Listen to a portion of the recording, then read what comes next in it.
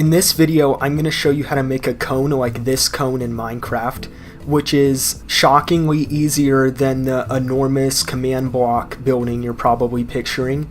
In fact, I didn't use any manual building to make this. I used only commands. I didn't even place a single block on here, which shows how effective this method is.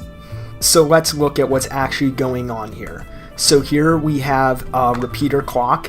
At the same time the repeater clock starts working, we'll spawn an armor stand. I'll put this exact command in the description. What's going to happen is that this repeating command block, which can always be enabled, is going to be responsible for setting whatever block you want at the location of the armor stand. This one, which is also always going to be enabled, is going to be responsible for making the armor stand TP relatively its z-axis, because it's facing downwards like this. Its head is pointed down at a 60-degree angle. That'll cause it to move down at the slant of the cone rather than straight to the side. The reason why this is here is this does two things. First, it resets the position of the stand to where it's supposed to be every time it completes a cycle. So the length of your cycle is dependent on how long this redstone clock is, and when that cycle is finished, every time it's finished, it'll get teleported back up to the top. And then the chain, what the chained on one does is this gives it a 2-degree rotation, and you'll see in a second what I mean. So if I press the starting button and I go up, what you can see happening is that the armor stand, where I have the bounding boxes turned on so you can see the direction it's facing, is going in a line, and every time it gets teleported back up to the top, it rotates a little, which after quite a long time causes a cone to be formed. Also, if you want to know how to show the hitboxes, what you have to do is you have to hold FN plus F3, let go of FN, and then tap B. Add some cool looking noise effect to the surface using a feature in structure blocks called Integrity.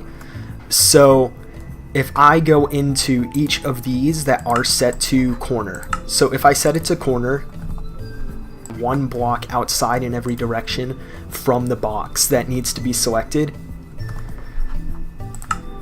I'm going to set these to corner. I can do what's called the save function. I'm going to detect its position, make sure that it's in the bounds, which it is, and hit save. So if I set a block here to place the structure block, switch it to load mode, type in the actual name of the object. So if I want partial integrity, I can change this value to 0.5. So when I press load, now it's very noisy. So I've just cloned this structure over here, and I'm gonna use clone. Okay, now that I've picked the corners here, I'm gonna use a fill command to change this to andesite. So with /fill, andesite, replace the stone.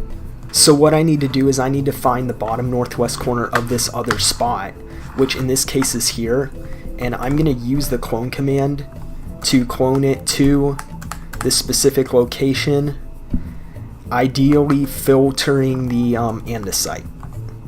And if I do that, now I've created some noise. I actually went through a lot of different mixes, and this is what I ended up settling on. Looks kind of like, I don't know, a Disneyland castle roof or something like that. It looks pretty cool. But yeah, this is probably the smoothest and most effective way to create a cone. It does take a very long time, but it looks organic and hand-built, like the kind of thing someone who actually knows how to build and make. And I also find the process of making it to be very neat.